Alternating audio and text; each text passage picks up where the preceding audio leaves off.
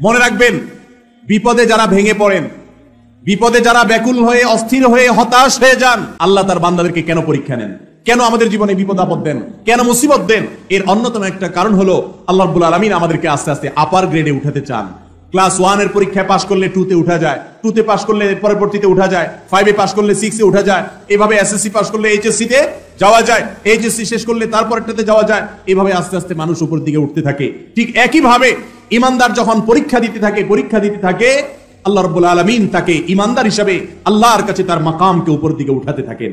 এজন্য বিপদে সবর করতে হবে, ধৈর্য ধারণ করতে হবে। আর মনে রাখতে হবে, আল্লাহ বলেছেন ওয়ালা তাহিনু ওয়ালা তাহজানু, তোমরা মন খারাপ করবে না, হীনমন্য হবে না, তোমরা পেরেশান হবে না, চিন্তিত হবে না।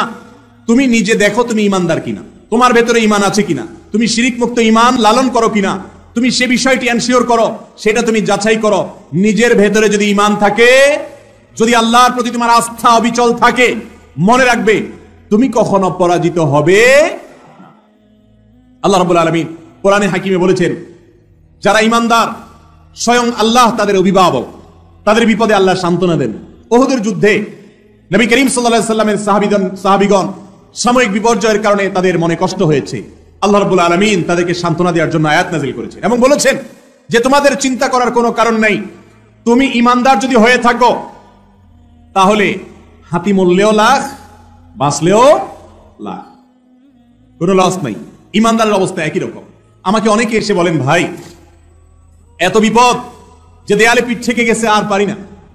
অনেক মা বোন অভিযোগ করেন যে স্বামী এত খারাপ যে আর টিকা যায় না, অনেক জুলুম, অনেক কষ্ট। এই হতাশ, এই দুর্দশাগ্রস্ত মানুষ অনেক সময় নিরাশ হয়ে যায়, আল্লাহর প্রতি অভিযোগ নেওয়া শুরু করে, আল্লাহর প্রতি নালিশ করা শুরু করে। আমি বলি, ভাই ঈমানদারের জীবনে যত কষ্ট হোক, এই কষ্টের শেষ আছে না নাই? কি বলেন?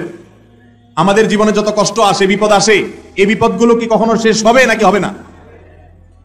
একজন ঈমানদারের জীবনে বিপদ তাকে কষ্ট দিতে দিতে না হলে মেরে ফেলবে, মৃত্যু পর্যন্ত যাবে। এর বাইরে কিছু হবে? এর বেশি কিছু হওয়ার রাস্তা আছে? কিন্তু আমার জীবন তো এক সময় দিতেই হবে, মৃত্যু তো এক সময় আসবেই। আমি যদি সবর করতে করতে মৃত্যুবরণ করতে পারি, আমি যদি ধৈর্য ধারণ করতে করতে মৃত্যুবরণ করতে পারি, তাহলে সেই মৃত্যু আমাকে অনন্ত অসীম কালের বিপদ থেকে রক্ষা করবে ইনশাআল্লাহ। যদি আমার 50-60 বছরের বিপদ হয়, 50-60 বছরের কষ্ট হয়, আর এর বিনিময়ে অনন্ত অসীম কালের জান্নাত বন্দোবস্ত হয়ে যায়, তাহলে এই বিপদের বিনিময়ে যে সুখ আমি পেলাম, সেটা কি লাভজনক হলো না লসের হলো? কিন্তু শয়তান আমাদেরকে এইভাবে বুঝতে দেয় না, শয়তান আমাদেরকে অস্থির করে দেয়। মনে রাখবেন, বিপদে যারা ভেঙে পড়েন, বিপদে যারা ব্যাকুল হয়ে অস্থির হয়ে হতাশ হয়ে যান, নিরাশ হয়ে যান, অনেক কপাল পোড়া আছে, বলে না আমার আর রক্ষা হবে না, আমার আর বাঁচার কোনো রাস্তা নেই। অনেকে আল্লাহর প্রতি অনাস্থা প্রকাশ করে, আল্লাহর প্রতি ভরসা হারিয়ে ফেলে। আছে না নাই এরকম? এরকম যদি হয় তাহলে বড় দুর্ভাগা ভাইয়েরা আমার। বিপদের কষ্ট করলেন আর আল্লাহর প্রতি আস্থা ভরসা ছেড়ে দিয়ে ঈমান হারা হয়ে জাহান্নামে যাওয়ার ব্যবস্থাও করলেন।